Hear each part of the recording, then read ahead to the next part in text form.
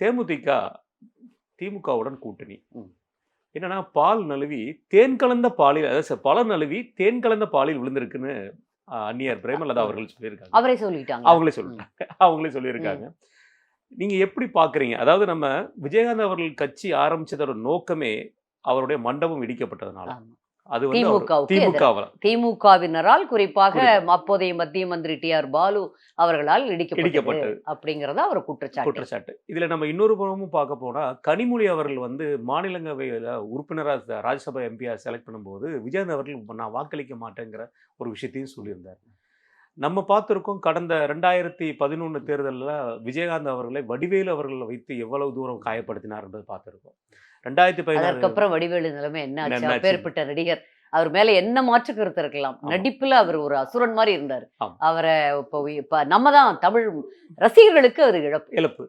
இந்த மாதிரி பல்வேறு விஷயங்கள் நம்ம வந்து தேமுதிகவை பெரிய லெவலில் டேமேஜ் பண்ண ஒரு இயக்கம். ஆனா இன்றைக்கு திமுக கூட்டணியில் சேர்ந்திருக்கு. எப்படி பாக்குறீங்க? அது அந்நியார் பிரேமலதா விஜயகாந்த் அவர்களை தான் கேட்கணும்.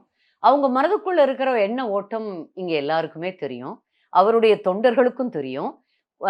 அவர் கருத்தை அவர் என்னதான் என் நிர்வாகிகளை கேட்டு நான் முடிவெடுத்தேன், 60% மேலே எல்லாரும் திமுக கூட்டணியை விரும்புறாங்கன்னு சொல்லி இருந்தாலும் அது என்னவா இருக்கும், அந்நியாருக்கு என்ன எக்ஸ்பெக்டேஷன் இருக்கும், அதன் மூலமா எது கேட்டு எது நிறைவேறி எந்த பேரம், ஏன்னா ஒரு யதார்த்தமாக செய்திருந்தால் இதை எப்பவே அவங்க பண்ணிட்டு போயிருக்கணும். இவ்வளவு காலம் இழுத்து இழுத்து இழுத்து இழுத்தடித்து இருக்க வேண்டியதில்லை. அந்த இழுத்தார்கள் பாருங்க, அதுதான் நம்மளுக்கு அங்க கொஸ்டின் வருது. என்ன இருந்தாலும் அவங்களுடைய கட்சி வந்து அவங்களுக்கு ப்ராப்பர்ட்டி மாதிரிதான். இன்னைக்கு அரசியல் எல்லாமே குடும்ப கட்சியாகவும் கார்பரேட் ரைட்ஸ் மாதிரி, அதான் அவங்களுடைய வாரிசு முறை தான் இருக்கு. கணவர் இறந்தவன் மனைவி கையில போகுது. இதுல போய் நம்ம அந்த தொண்டர்கள் தான் அதை பத்தி நினைச்சு பார்க்கணுமே தவிர, இந்த கட்சி இந்த தலைமை நமக்கு சரியானதா ஏற்புடையதாங்கிறத அவங்க தான் நினைச்சு பார்க்கணுமே தவிர, நீங்களும் நானும் உட்காந்து பேசுறதுக்கு இதுல ஒன்றும் இல்லை. இதுல கருத்து சொல்றதுக்கு ஒன்றும் இல்லை. ஏன்னா திருமதி பிரேமலதா விஜயகாந்த் அவர்கள் அப்படியே ஒரு கைப்புண்ணுக்கு கண்ணாடி எதற்குங்கிற மாதிரி கிளியர் கட்டா சொல்லிட்டாங்க. என்னுடைய எக்ஸ்பெக்டேஷன் இது, எனக்கு இது இப்படி வேணும். இங்க இருக்க ஒரு பாமரனுக்கு கூட இது புரியுது. நேத்து நான் ஒரு டிவி விவாதத்துக்கு போயிட்டு வந்துட்டு இருக்கிறப்போ டிரைவர் பேசிட்டு வந்தாரு.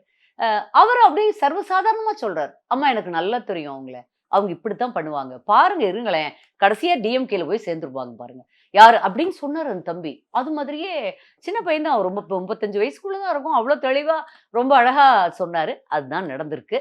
அதனால இது எதிர்பார்த்ததுதான்.